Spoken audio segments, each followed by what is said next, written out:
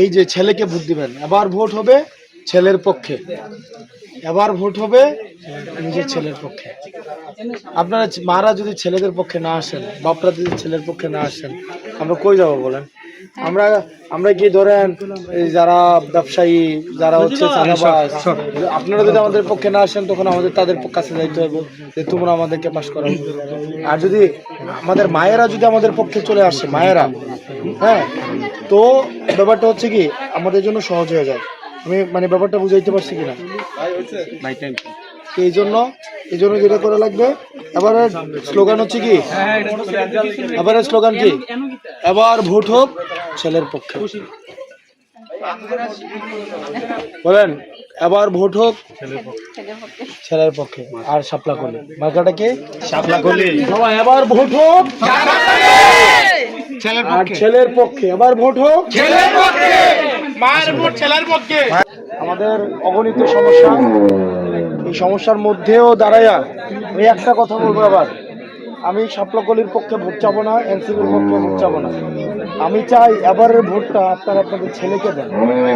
আপনার ছেলে হাসনাত আব্দুল্লাহকে দেন। হাসনাত আব্দুল্লাহকে পছন্দ করলে আপনারা শাপলাতে দিয়ে এনসিপিকে দিয়ে। এবারের আপনাদের মা বাবাদের ভোট সন্তানের পক্ষে হোক ইনশাআল্লাহ। এবারের মা বাবাদের ভোটটা যেন সন্তানের পক্ষ হয়। আমি বাবা কোনো রাজনৈতিক কর্মী হিসেবে আপনাদের কাছে আসি নাই, আমি আসছি, আমি আপনাদের সন্তান হিসেবে আপনাদের আসছি। একটা গাছ যখন বড় হইতে চায়, বড় হওয়ার সময় কিন্তু তারে জাহাড়া দিতে হয়, জাহাড়া কেউ না কেউ আসা দিতে হয়। এমন এটা কিন্তু জাহাড়া কিন্তু গাছটা ম্যানেজ করতে পারে না। আমি চাই আপনারা জাহা হয়ে আমারে বড় করেন, আপনাদের উপরে দাঁড়াইয়া আমি যেন এমন একটা পর্যায়ে যেতে পারি যেখানে আপনারা আমার কাঁধে ভর দিয়া আপনাদের জীবনটা কাটাতে পারেন।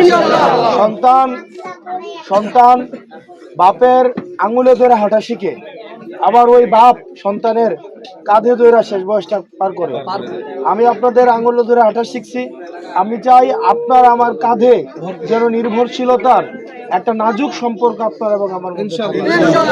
আমি আপনার সন্তান মনে করলে আপনারা শাপলার পক্ষে ভোট দিয়েন, সন্তান মনে না করলে দেওয়ার দরকার নেই। আপনারা ভালো থাকবেন, সুস্থ থাকবেন, আমার জন্য দোয়া করবেন, আপনাদের কল্যাণ কামনা করি। আল্লাহ আমাদের সবাইকে ভালো করে।